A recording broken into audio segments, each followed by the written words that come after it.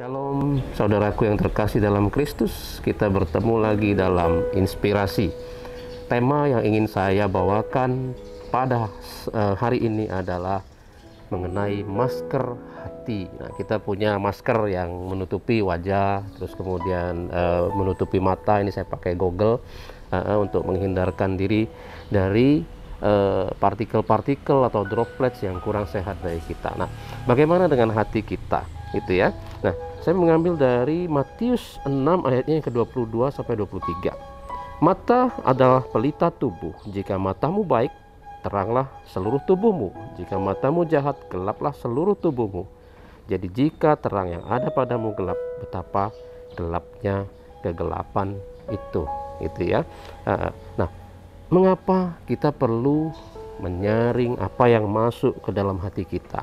Ya, di Amsal ayatnya yang keempat, pasal yang keempat ayat yang ke-23 dikatakan di sana, jagalah hatimu dengan segala kewaspadaan karena dari situlah terpancar kehidupan. Nah, jadi bisa disimpulkan saudara, bila hati kita kotor, gitu ya, hati kita banyak hal-hal yang tidak baik di sana, maka tentu ini menjadi sumber penderitaan bagi kita, sehingga kita tidak lagi mampu memancarkan kehidupan itu. Yang ada justru kita menjadi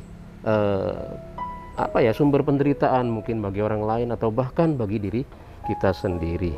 Oke. Nah, apa saja sih yang mempengaruhi hati?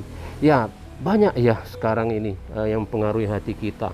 Berbagai macam hal, rasa tidak suka, rasa benci. Nah, ini bisa didapatkan dari mana saja, gitu ya, atau rasa kecewa misalnya, atau rasa iri atau cemburu.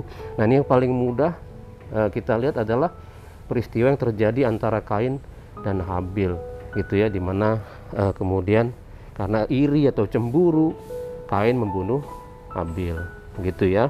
Nah, kemarahan mungkin yang terus-menerus ini juga bisa menjadi hal yang tidak baik, kotoran bagi hati kita, gitu. Tidak terima, tidak ikhlas misalnya, tidak rela gitu mengenai apa yang terjadi dalam kehidupan. Nah, terus kemudian tontonan film mungkin ya. Nah, ini juga bisa jadi seperti itu ini, gitu ya. Misalnya kita menonton suatu suatu film misalnya ya, telenovela atau mungkin semacam itulah gitu ya. Mungkin ada cerita yang selingkuh apa segala macam ya kan. Nah, mungkin si ibu yang nonton ini udah sampai nangis-nangis, marah-marah ya kan. Nah, begitu suami pulang malam sedikit, ribut lah, kamu dari mana? Nah, kira-kira seperti itu. Nah, hati kita ini mudah sekali terpengaruh. Suasana hati kita sangat mudah terpengaruh. Nah, apa yang kita butuhkan sebagai filter, sebagai masker untuk hati kita? Di Ibrani pasal yang keempat ayat yang ke-12 dikatakan, sebab firman Allah hidup dan kuat dan lebih tajam daripada pedang bermata dua manapun. Ia menusuk amat dalam sampai memisahkan jiwa dan roh, sendi-sendi dan sumsum. Ia sanggup membedakan pertimbangan dan pikiran hati kita. Nah, jadi kita harus menggunakan firman Tuhan sebagai filter, sebagai benteng. Nah, kita bisa memilah dari informasi yang masuk, apa yang benar, apa yang tidak, apa yang kita anggap sebagai kebenaran, apa yang tidak. Demikian saudaraku, begitu. Nah, tentu ini tidak luput dengan kebiasaan kita sehari-hari ya. Cara untuk menggunakan firman Tuhan, maka tak mungkin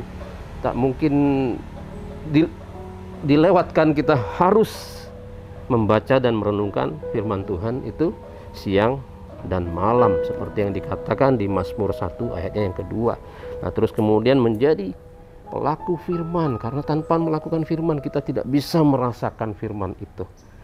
Betapa baiknya, betapa indahnya gitu, kecuali kita melakukannya. Itu ya, itu dikatakan di Matius 7 ayatnya ke-21. Terus kemudian diampuni dan mengampuni. Ini dari Lukas 6 ayat yang ke-37 ya. Janganlah kamu menghakimi, maka kamu pun tidak akan dihakimi. Dan janganlah kamu menghukum, supaya kamu pun tidak akan dihukum. Ampunilah, dan kamu akan diampuni. Nah, melalui 3 metode ini kita bisa merenungkan firman Tuhan dan seterusnya.